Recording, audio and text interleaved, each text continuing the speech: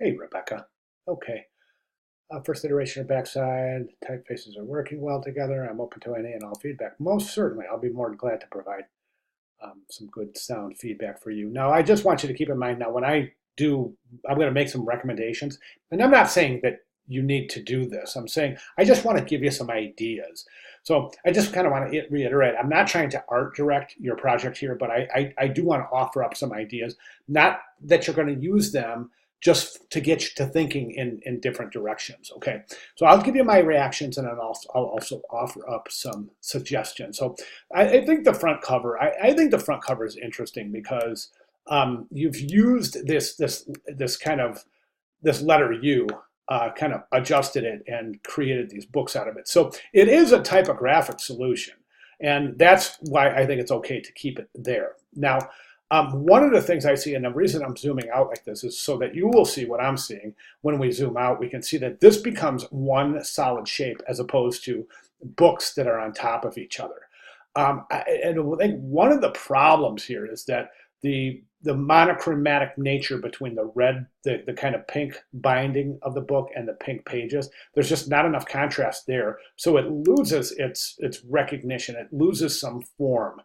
These look like books. The ones that are facing left still look like books, but the ones that are facing right, now it all of a sudden it's becoming one singular shape as opposed to four books stacked on top of each other. Do you see what I'm saying?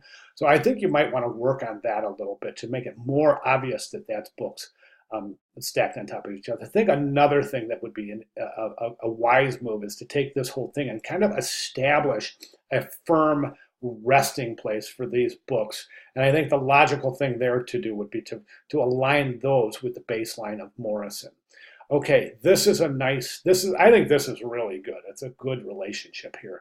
One of the things you want to do with the T and Tony and the Morrison, since this is a Didone typeface or a modern typeface, you've got this extreme contrast in your stroke weights. And then you've also got this serif on that left arm of Tony. Now, what happens is we almost look like we're out of alignment. And this is one of those optical relationships.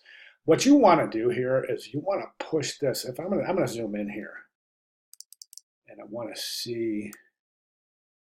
Okay, so right now it looks like and I'm just using the edge of my screen as a straight edge, but it looks like this serif is aligned with this serif, and that creates this big negative space right here. What you want to do here to alleviate that is just take that T, just push it over to the left a little bit. Not much at all, but just enough to circumvent that optical illusion that this is indented. Okay, I hope that makes sense. If not, let me know. I'll see if I can clarify. But anyway, that's gonna resolve that kind of that phenomenon that makes Tony look like it's indented, and we can see it more here, I think, at a distance. So just pull that over just a little bit, not much at all. Okay, and then address the contrast issues there. All right, now when we move to the back of the poster, one of the things I'm seeing here, and I'm so glad you had the presence of mind to include the front of the poster along with the back of your poster. Front of the poster, typography looks great. This is done very well.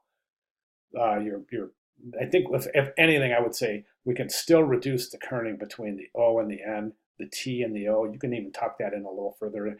The M and the O and the R, and then the O and the S, and the O and the N.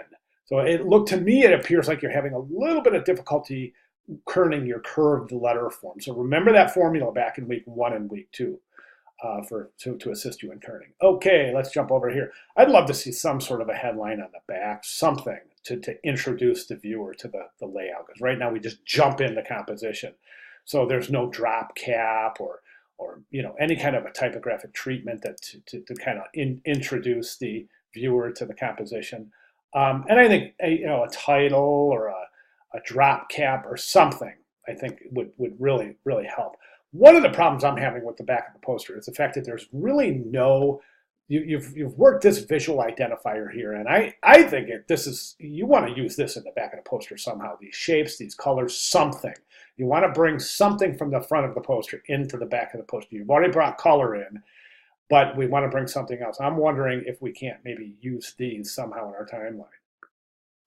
And doing that would probably entail require some reconfiguration here. So For example, if you had a timeline that sat horizontally, then you could have one of these books sitting on top of the timeline, and then the year, maybe in the pages, the year, or on top of the book.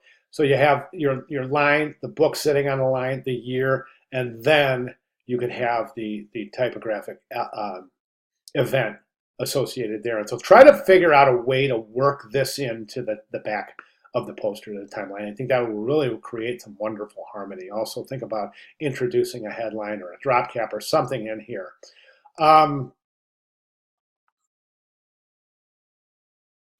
I would, okay, as far as typography goes, I would definitely recommend using old style characters. It would probably be worth coming in, going and do some research or trying to find a typeface that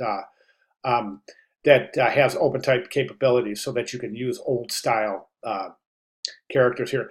I think, let me see, right now I'm seeing, yeah, this is really difficult to follow. You've got a lot of zigzagging going on here, a lot of saccadic eye movements.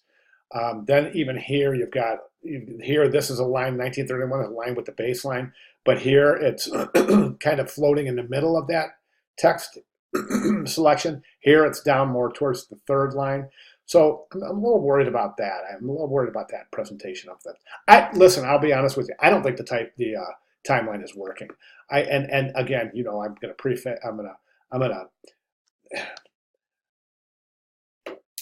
I'm going to say this, but I'm going to give this kind of caveat that I don't want to sound discouraging, but I have to be as honest as I can. To me, this is really a boring timeline. I think we really, really need to think of how you can add some visual engagement to the back of this poster.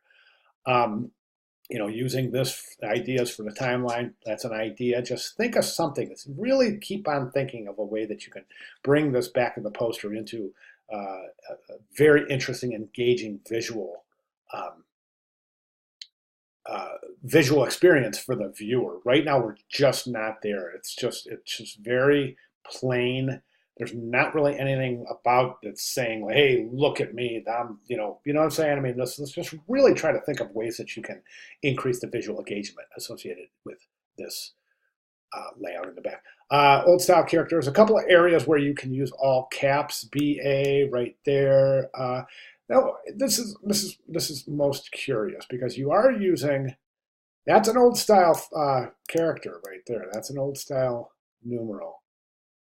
And that's the only place. Oh, there's another one. So you're using them in your body copy. Why not use them in your timeline also? And in this body copy too, right? One thing I should also recommend here in this body copy here, this is, typographic color here is a little bit dark. So I don't think you need to increase the tracking because you're using a sans serif typeface, but I would definitely increase the leading in here just to make it a little more light, a little more airy, a little more inviting. Based on the size of this poster, I think this typeface is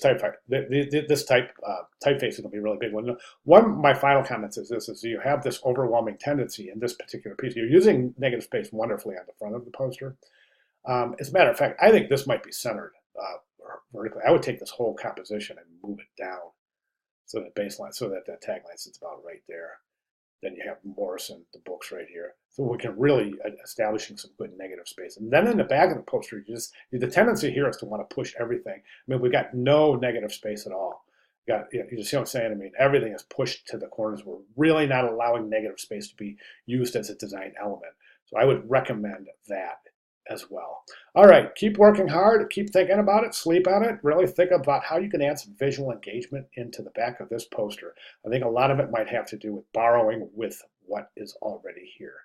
Okay, all right. So if you have any questions at all, please feel free to let me know. Oh, I wanted to talk about your rags a little bit. And the rags, you can adjust your rags a little bit. Here's my bad rag, good rag example. Good rags, there's very little fluctuation between the longest and shortest lines. As a matter of fact, they kind of stagger like this. There's no real diagonals like this from going long line, shorter line, or short line, longer line, then short line. This wavy patterns, these diagonal patterns. We don't want any of that. We can see a lot of that, especially like right here. There's a diagonal right there. Here's a diagonal right here. This isn't too bad at all. This is actually pretty good. I think that at can come down to the next line. The next at can come down to the next line. Even those out a little bit. That should drop. That should drop next line. And that will they'll make up the paragraph will make up that space at the end here. So that'll even out those regs quite a bit. These definitely need to be adjusted here. Also, you've got some widows. Howard. A widow, of course, is any award. That's a widow. It's any type, Cornell, that's a widow. Any type word that sits on a line alone is considered a widow. So you will definitely want to avoid that. Okay. Okay. Other than that, it's a great start. It's got a good vibe to it. Just got to really work out some details here. Okay. If you have any questions at all, please let me know. Thank you.